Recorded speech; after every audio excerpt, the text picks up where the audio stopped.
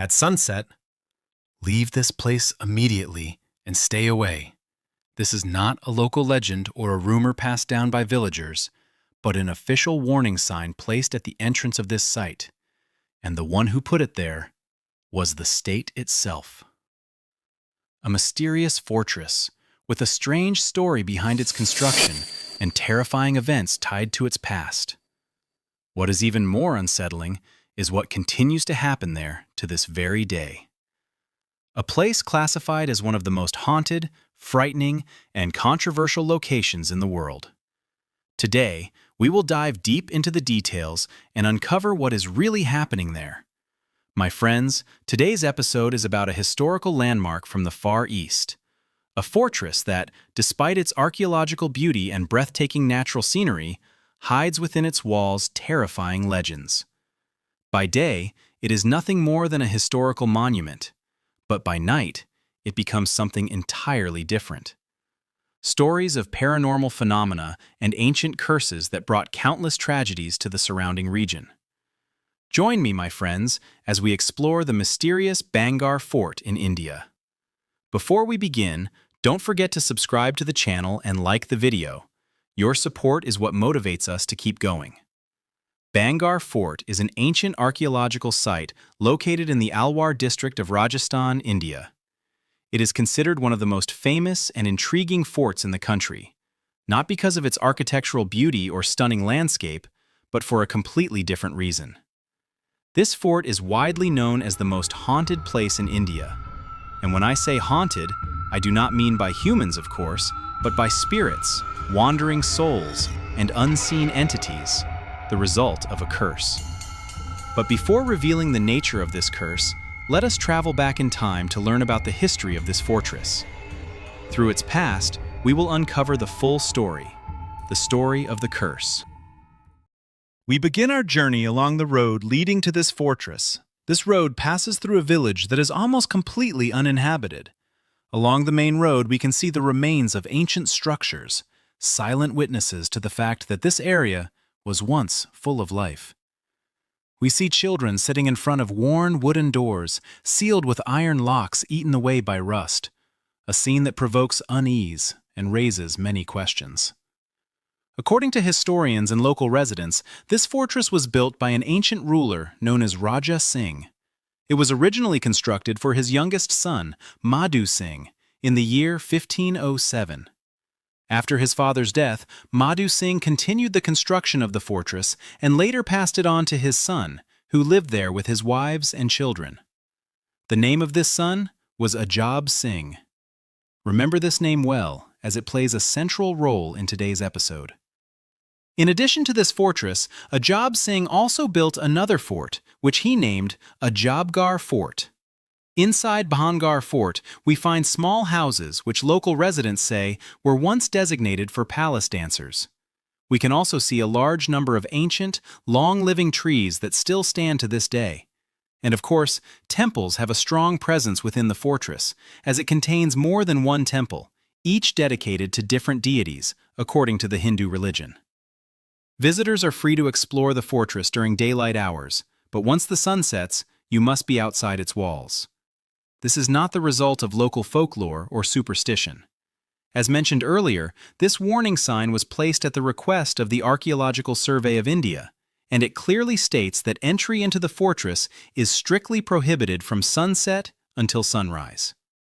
Why? That is what we will discover as the episode unfolds.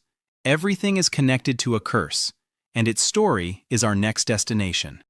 According to historians and local residents, and based on the evidence revealed by the remaining ruins and structures, this area was once full of life. But suddenly, everything changed. The place turned to ruin, the fort was abandoned, and its inhabitants disappeared, leaving the site silent and deserted. What happened? If you ask the villagers this question, the answer comes immediately. The fort and its surroundings are cursed. So, what is the story of this curse? In this regard, we were able to gather two accounts, and of course, the final word belongs to the locals and the people of the region. The first account. The first account says that on the hillside overlooking the fort, there lived a Hindu hermit known as Guru. This hermit was considered a spiritual teacher, and the locals believed he possessed special powers. When the ruler, Bhagat Singh, decided to start building the fort, he had to obtain the hermit's permission, which he did. The hermit agreed, but he set only one condition. The shadow of the fort must never fall upon his hermitage or residence. The ruler complied with this condition, as did his descendants, until the rule of the fort passed to Ajab Singh. Ajab Singh was known for respecting no one and oppressing the people, which earned him a bad reputation among the locals.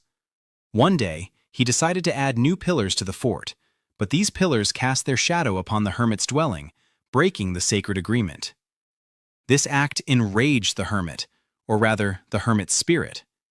You might wonder, how did the hermit remain alive all this time? According to the beliefs of the local Hindus in the area, the hermit was no longer alive. Only his spirit remained in that place. The hermit's spirit became furious and transformed into a curse upon the fort and the surrounding villages, turning them into ruins and driving away their inhabitants. And it is even said that reproduction and childbirth ceased entirely in this region.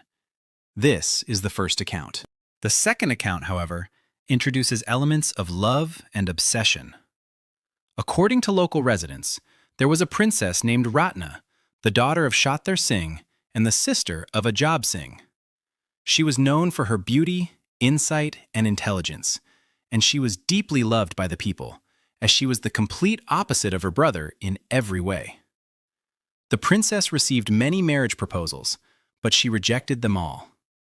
Because of her beauty, a sorcerer skilled in black magic became obsessed with her. He knew well that he had no chance with a princess who had rejected princes and men of great status. So he turned to black magic in an attempt to make her fall under his spell. He cast a charm on a bottle of perfumed oil that the princess intended to buy from the market. However, the princess sensed what was happening. At this point, the story splits into two versions. The first version says that the princess threw the enchanted bottle to the ground, where small pebbles suddenly transformed into a massive rock, which rolled forward and crushed the sorcerer beneath its weight. The second version says that the princess threw the bottle up the hillside, where it struck a large rock. Driven by the magic cast upon it, the rock rolled down the slope directly toward the sorcerer and crushed him completely. But in both versions, before drawing his final breath, the sorcerer cast a curse upon the princess, her family, and the entire village. This curse led to the destruction of the village. In the following year, a war broke out between the forces of Bhangarh and the forces of Ajab Singh, during which the princess and her family were killed. Most of the villagers were slain, and those who survived were forced to flee. According to the locals, this is what caused the fort to become haunted by the spirits of the villagers and by the spirit of the princess herself. So now, we know the story of the curse and what happened to the fort and its people. But what about our present time? Do you think the effects of the curse have continued to this very day? The story does not end here, because what is truly frightening is what people say is happening today. Now let us move from the past to the present. Local residents still firmly believe that the fort and its surroundings remain under the influence of the curse, for several reasons. The first reason, according to the locals, is that the town cannot be rebuilt. If you look closely at its houses, you will notice that they are all without roofs. Every house in the town is roofless, except for the temples inside the fort, which are the only structures that still retain their roofs. According to what residents tell tourists, anyone who dares to build a roof over a house sees it collapse immediately and without any clear reason. And of course, the blame is placed on the curse. For this reason, the town surrounding the fort has remained as it is, just like the fort itself, abandoned and devoid of life. The locals recount many incidents and sightings which, in their view, confirm that the fort is haunted. They claim that as soon as the sun sets, sounds of screaming, wailing, and children crying begin to emerge from within the empty fort. More than that, locals insist that on a specific day of the year, believed to be the very day the princess threw the enchanted bottle, A sweet, fragrant scent spreads through the fort, accompanied by the sound of crying. The residents believe that the spirit of the princess still wanders through the fort, trying to undo the curse that was brought about because of her, hoping to restore the fort's former glory and save the village and whoever remains of its people. As for sightings and incidents involving tourists, there is no shortage of disturbing stories. For example, locals tell of a tourist couple who were walking through the village at night when they saw a small child looking out from the window of a ruined house with no doors. At first, they thought the child was lost, but as they approached, they noticed a strange glow surrounding him, and then the child vanished into the wall of the house. The most widely told story, however, and the one locals say led directly to the placement of the sign banning entry to the fort at night, involves 3 adventurous tourists. These tourists decided to defy the local custom and spend the night inside the fort.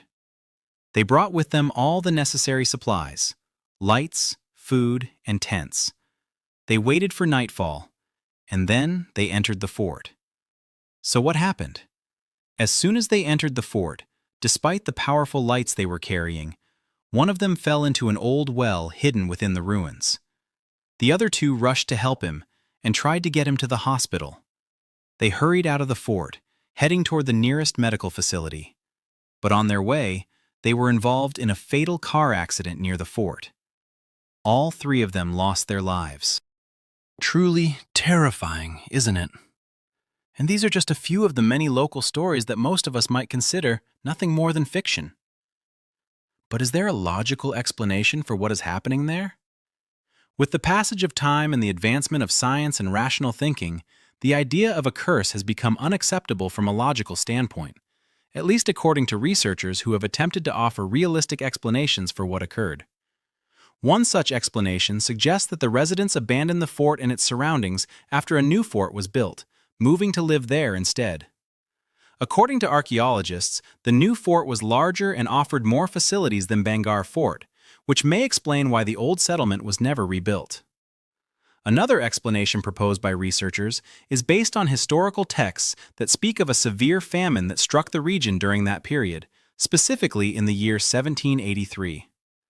This famine forced the remaining inhabitants to migrate elsewhere in search of food and means of survival. Now, if we assume that these explanations are realistic, and perhaps the true reasons behind the abandonment of the village and its fort, what then drives the government, supported by an official scientific institution such as the Archaeological Survey of India, to place such a striking warning sign that echoes what the villagers claim? So, my friends, this is what we have been able to uncover about Bhangarh Fort in India, the most famous fort said to be haunted by spirits. From its nearly ruined surroundings to its roofless houses, its infamous curse, and the official ban on entering it at night, the questions remain unanswered. What is the true story behind this fort? What prevents the government from restoring it, as it has done with many other forts in this culturally rich country? What truly led to the ban on entering the fort after sunset? And why do the houses surrounding it still have no roofs to this day? Is it really a curse? Or are poverty, neglect, and governmental failure the real reasons that pushed the locals to create such stories? Perhaps in the hope of attracting tourists and improving their living conditions by relying on their rich past, or rather, their mysterious past. No one knows.